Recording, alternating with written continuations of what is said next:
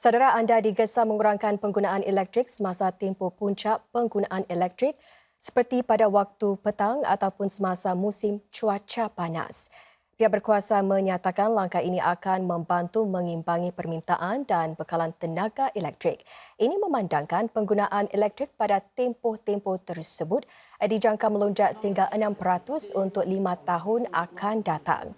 Rumah-rumah yang mempunyai meter-meter bijak boleh memantau penggunaan elektrik mereka menerusi satu aplikasi telefon bijak. Pengguna akan mendapat makluman sekiranya perlu mengurangkan penggunaan elektrik mereka buat sementara waktu. Langkah sebegini akan memastikan sistem tenaga kuasa beroperasi dengan lancar dan berkesan. Program ini bakal dilancarkan menjelang separuh kedua tahun depan. This pilot offers our households with smart meters a financial incentive to reduce their electricity consumption whenever overall system demand is high. Now, with the deployment and the scale-up of such innovative solutions, we can progressively future-proof our grid in preparation for the energy transition. Sementara itu, Singapura akan mengimport 1.2 gigawatt elektrik rendah karbon dari Vietnam. Ini selepas penguasa pasaran tenaga EMA memberikan kelulusan bersyarat kepada syarikat Sembcorp Utilities bagi satu projek mengimport tenaga lebih bersih dari selatan Vietnam. Sebahagian besar bekalan elektrik ini akan datang dari ladang-ladang janakuasa angin di tengah laut yang menurut Sembcorp mungkin mula beroperasi pada 2033. Langkah ini akan membolehkan Singapura mencapai sasarannya iaitu untuk mengimport sehingga 4 gigawatt elektrik rendah karbon menjelang 2035. Selain projek ini, EMA juga sudah memberi kelulusan bersyarat untuk mengimport lagi 3 gigawatt elektrik dari Kemboja dan Indonesia. Low-carbon electricity imports is an important measure for Singapore to decarbonize our power sector. We aim to create win-win solutions with our neighbours that also help Singapore to meet our growing demand in a way that's sustainable, reliable and competitive. Para pekerja yang bertugas di luar harus diberikan waktu rehat sekurang-kurangnya 5 minit setiap jam di tempat yang teduh apabila suhu di luar terlalu panas.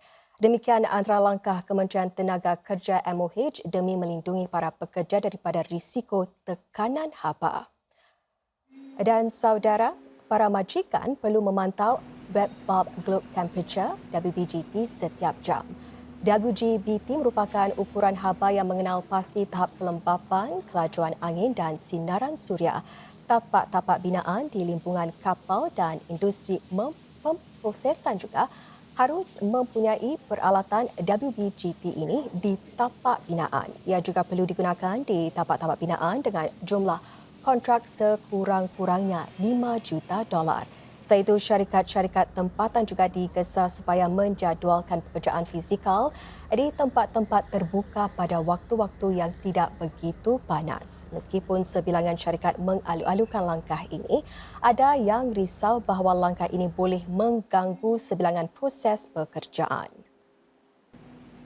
For every new implementation, I think as a start, it will bring some disturbance to a job site.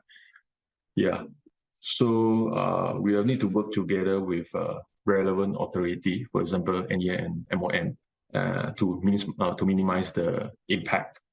So at the same time, addressing all the safety and health of worker.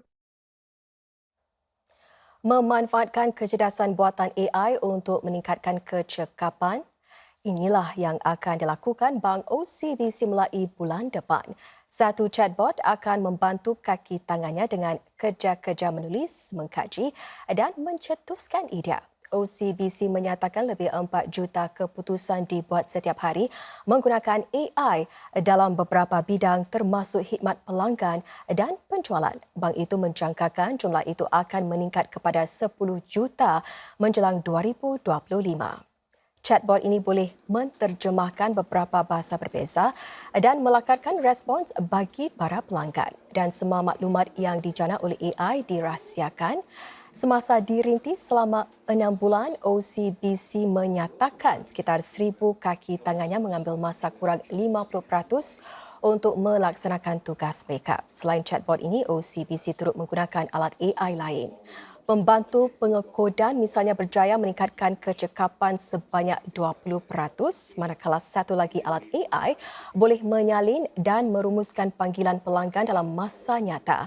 OCBC menjangkakan pelaburannya dalam bidang AI akan berkembang 3 kali ganda dalam tempoh 5 tahun akan datang. Bank itu turut memberi jaminan sudah ada langkah-langkah keselamatan untuk memastikan ketepatan alat-alat AI yang digunakannya. So we monitor all of our models in production to make sure that they're performing effectively. With generative AI, we actually have built our own evaluation frameworks that allow us to test the accuracy of the models using a library of over 500 OCBC questions. We're now also starting to use checking machines to make sure that the generative AI Perbadanan Bandar Jurong JTC akan menerapkan perkhidmatan runcit yang lebih lancar dan mudah ke estet-estet bijaknya pada masa hadapan. Tidak lama lagi ia akan melancarkan khidmat pembayaran melalui pengecaman wajah dan penghantaran makanan automatik seperti di daerah digital Punggol.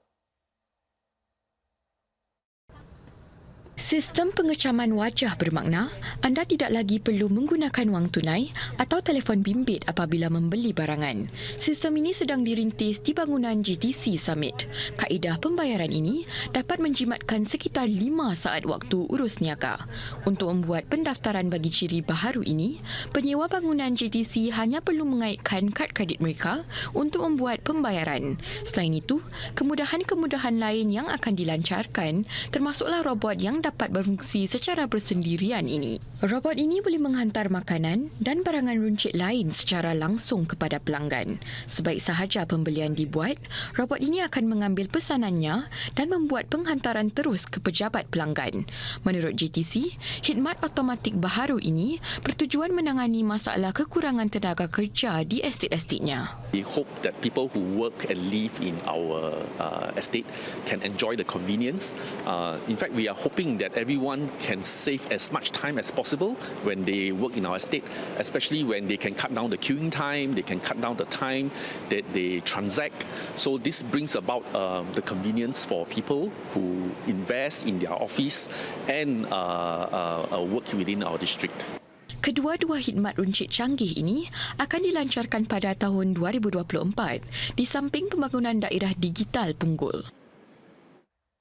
Putera William dari Britain akan melakukan lawatan ke Singapura dari 5 hingga 8 November ini bagi menghadiri satu majlis anugerah sekitaran sejagat. Dipanggil hadiah Earthshot lebih $1.6 juta akan diberikan kepada 5 pemenang yang membangunkan huraian-huraian untuk menangani masalah alam sekitar.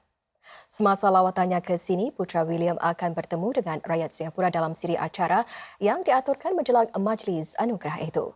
Beliau juga akan mempelajari bagaimana pertubuhan-pertubuhan setempat membanteras perdagangan haram hidupan liar dan meningkatkan huraian melindungi alam sekitar.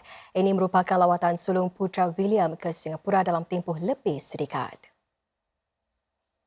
Pertubuhan Penerbangan Awam Antarabangsa menyatakan cabaran utama dalam menjadikan pengangkutan udara lebih mesra alam adalah memastikan bahan pembakar yang mampan tersedia di seluruh dunia.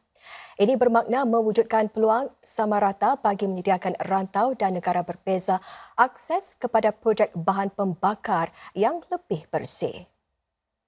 We are working together with other stakeholders in order to identify what role we can play to generate platforms, to generate the spaces where we connect those energy companies with the demand side of it and the investment side of it.